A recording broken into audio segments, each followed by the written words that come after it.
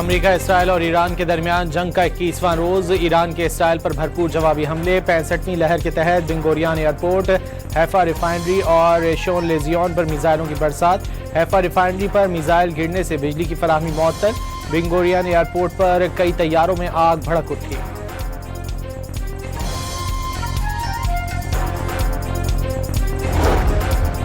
ایران کی پارس gas field پر اسرائیلی حملے نے آگ کے شعلے مزید بھڑکا دیے۔ ایران کے امریکہ سے وابستہ توانائی تنصیبات پر پے در پے حملے۔ قطر میں دنیا کی سب سے بڑی LNG پلانٹ پر نشانہ۔ ابوظہبی، سعودی عرب اور کویت میں بھی توانائی تنصیبات پر میزائل باری۔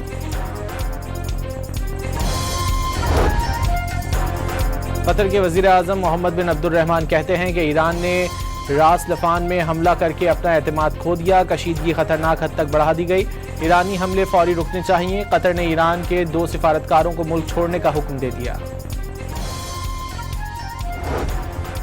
امریکی صدر ڈونلڈ ٹرمپ کا کہنا ہے کہ ایران کے خلاف زمینی فوج بھیجنے کا کوئی منصوبہ نہیں، امریکی کارروائی پہلے ہی شیڈول سے آگے ہے، ایرانی قیادت باقی نہیں رہی، عوام نئی قیادت کے منتظر ہیں۔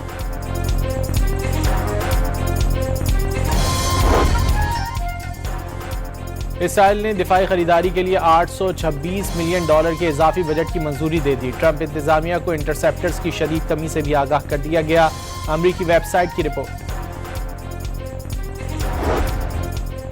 ایرانی دفاعی نظام سے ایک امریکی F-35 طیارے کو نقصان، پاسداران انقلاب نے طیارہ مکمل تباہ کرنے کا دعویٰ کر دیا۔ فضائی حملوں سے ایران میں رجیم چینج نہیں ہو سکتی، اسرائیل کا اعتراف۔ اسرائیلی وزیر اعظم نے فضائی حملوں کے ساتھ زمینی فوج بھیجنا ضروری قرار دے دیا۔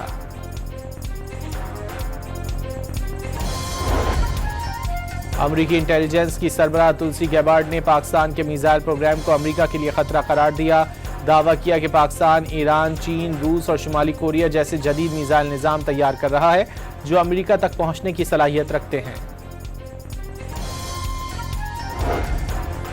ترجمان دفتر خارجہ نے پاکستان کے میزائل پروگرام کو ممکنہ خطرہ قرار دینے کا دعویٰ مسترد کر دیا۔ پاکستان کی اسٹریٹجک صلاحیتیں مکمل طور پر دفاعی نوعیت کی حامل ہیں۔ پاکستان کے میزائل پروگرام سے متعلق امریکی ذمہ دار کے بیان پر ترجمان دفتر خارجہ کا رد عمل۔ کسی دوسرے ملک میں پیش آنے والے واقعات کی بنیاد پر پاکستان میں تشدد برداشت نہیں کیا جائے گا، مذہبی جذبات تشدد بھڑکانے کے لیے استعمال نہیں ہونا چاہیے۔ فیلڈ مارشل سید آصف منیر کا 2 ٹوک پیغام۔ فقہ جعفریہ کے علماء کرام سے گفتگو، گمراہ کن پروپیگنڈے اور فرقہ وارانہ بیانیے کے خلاف علماء کا کردار کلیدی قرار۔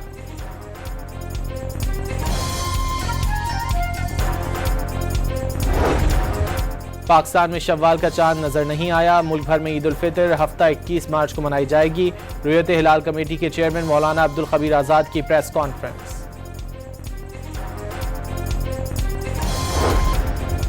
اور کراچی میں دوسرے روز بھی کہیں ہلکی تو کہیں تیز بارش، Gulshan Iqbal, Gulistan Jauhar, federal B area, north Karachi اور نارتھ ناظم آباد میں بادل خوب برسے، کیماڑی میں ژالہ باری۔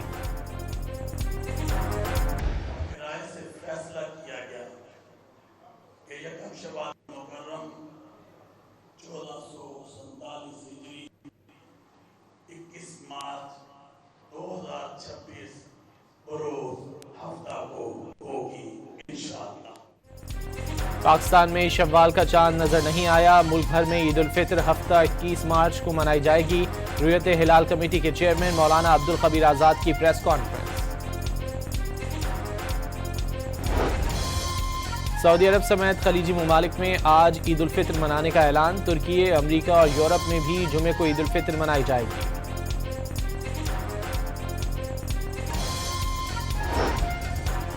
مشرق وسطی میں تیل اور گیس کی تنصیبات پر حملوں کے بعد عالمی مارکیٹ میں نرخ تیزی سے بڑھنے لگے۔ برینٹ کروڈ $11 اضافے سے $118 فی بیرل سے بھی تجاوز کر گیا۔ امریکی خام تیل $97 فی بیرل پر جا پہنچا۔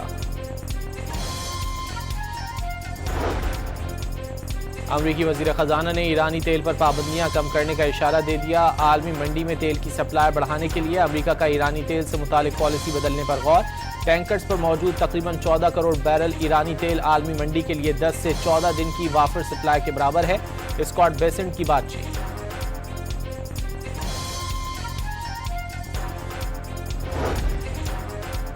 برطانیہ میں گیس کی قیمتوں میں 3 سال بعد ریکارڈ اضافہ، گیس 140% مہنگی ہو گئی۔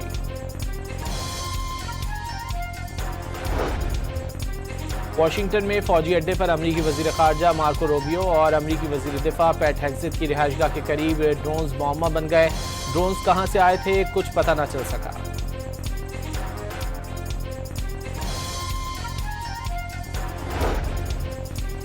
پینٹاگون نے وائٹ ہاؤس سے ایران جنگ کے لیے مزید $200 ارب مانگ لیے۔ امریکی اخبار واشنگٹن پوسٹ کے مطابق پینٹاگون نے وائٹ ہاؤس سے کانگریس سے $200 ارب سے زائد فنڈز منظور کرانے کی درخواست کی ہے۔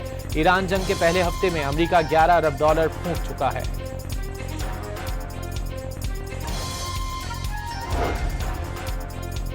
ایران جنگ اور ٹرمپ کی پالیسیوں سے اختلاف جو کینٹ کا جرم بن گیا۔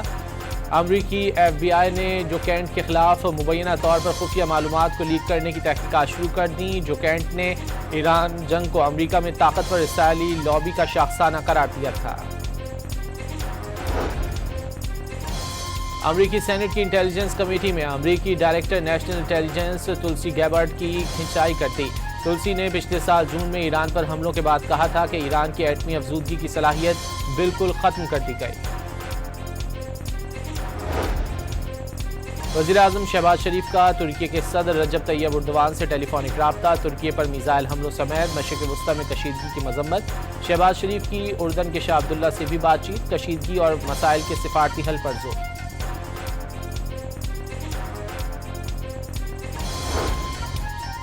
کراچی میں دوسرے روز بھی کہیں ہلکی تو کہیں تیز بارش۔ گلشن اقبال، نارتھ کراچی اور نارتھ ناظم آباد میں بادل خوب برسے۔ کیماڑی میں یالہ باری، گلستان جوہر میں بارش کے دوران دھماکے کی آواز سنی گئی۔ گلستان جوہر میں کہیں آسمانی بجلی گری ہے، شہریوں کا خیال۔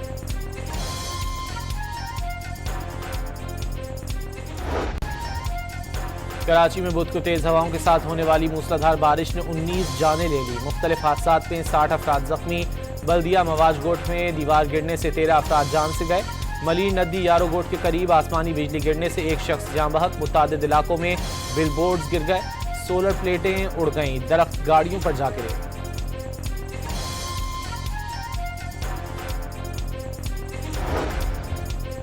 ملک بھر میں 5G انٹرنیٹ سروس کا باضابطہ آغاز۔ پی ٹی اے سے لائسنس ملتے ہی جیز نے 5G کی آزمائشی سروس شروع کر دی۔ ابتدائی مرحلے میں کراچی، لاہور، اسلام آباد، پشاور اور کوئٹہ سمیت بڑے شہر منسلک کر دیے گئے۔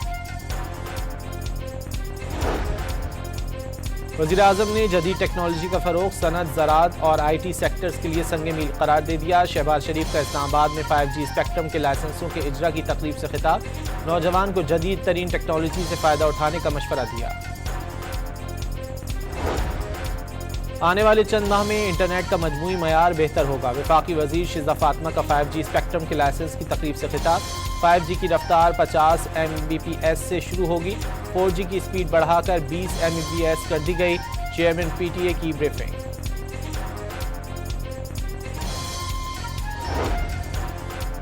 غیر ملکی ٹرانس شپمنٹ جہازوں کے لیے پورٹ چارجز میں نمایاں کمی۔ وزیر بحری امور انور چودھری نے کراچی پورٹ ٹرسٹ پر بڑے مالیاتی مراعاتی پیکج کا اعلان کر دیا۔ گیس بحران کے خدشات کے دوران راحت کی خبر۔ سندھ میں گیس اور تیل کے نئے ذخائر دریافت۔ ماڑی انرجیز کا گھوٹکی میں کامیاب دریافت کا اعلان۔ ابتدائی طور پر یومیہ 4 کروڑ 79 لاکھ مکعب فٹ گیس حاصل ہوگی۔ یومیہ 64 بیرل خام تیل بھی حاصل ہوگا۔ ماڑی پیٹرولیم کا پاکستان اسٹاک ایکسچینج کو خط۔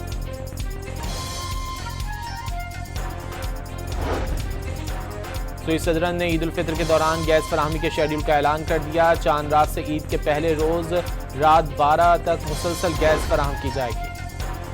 دنیا بھر میں سونے کے نرخوں میں بھی بڑی کمی۔ فی اونس قیمت $190 کم ہو گئے۔ پاکستان بھر کی صرافہ مارکیٹوں میں سونے کی قیمتوں میں بڑی کمی ریکارڈ۔ فی تولہ سونا 24,300 روپے کم ہو کر 4,99,462 روپے ہو گیا۔ ملک بھر میں عید کی تیاریاں عروج پر۔ خواتین دیدہ زیب ملبوسات، میچنگ کے جوتوں کے بعد آرٹیفیشل جیولری کی خریداری میں مصروف۔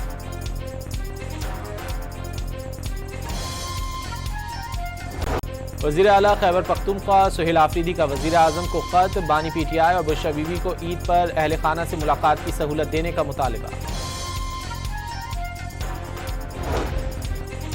کراچی میں آن لائن ڈیجیٹل کرنسی لوٹنے کی ایک اور واردات۔ ملزمان سپر ہائی وے پر رہائشی سوسائٹی سے نوجوان کو اغوا کر کے 1 گھنٹے تک گاڑی میں گھماتے رہے۔ ڈیجیٹل کرنسی بھی ٹرانسفر کرا لی۔ گڈاب تھانے میں مقدمہ درج کر لیا گیا۔ انٹرنیشنل ہاکی فیڈریشن نے ورلڈ کپ کے میچز کے شیڈول کا باضابطہ اعلان کر دیا۔ قومی ٹیم پہلا میچ 15 اگست کو انگلینڈ کے خلاف کھیلے گی۔ دوسرا میچ پاکستان اور ویلز کے درمیان 17 اگست کو ہوگا۔ روایتی حریف پاکستان اور بھارت 19 اگست کی شام 6 بجے مد مقابل ہوں گے۔